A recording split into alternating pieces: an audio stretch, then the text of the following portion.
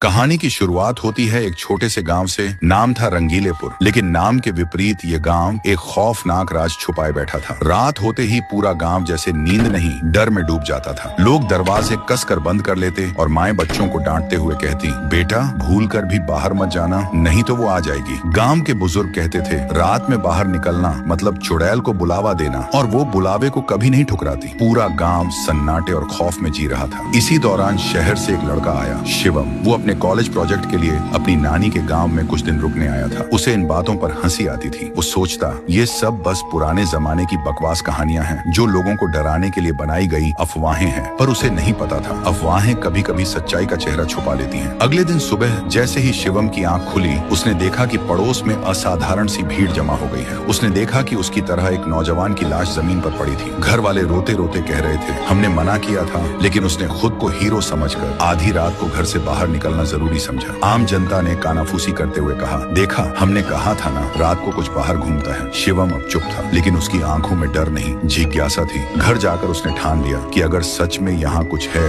तो आज रात वह खुद पता लगाएगा कि आखिर वो कौन है। रात हुई, गांव फिर से सन्नाटे में डूब गया। शिवम चुपके से घर से बाहर निकला। हवा में ठंडक थी, सन्नाटा इतना गहरा था कि उसके कदमों की आवाज भी चुभ रही थी। वो गांव के किनारे वाले खंडहर तक पहुंचा, वही जगह जहां से हर हादसे की शुरुआत मानी जाती थी। अचानक पीछे से किसी के कदमों की आवाज आई। उसने पीछे मुड़कर देखा तो कुछ नहीं था, लेकिन जब वह फिर से उस खंडहर में गया, उसके कदम अचानक रुक गए। उसके सामने वही साया था।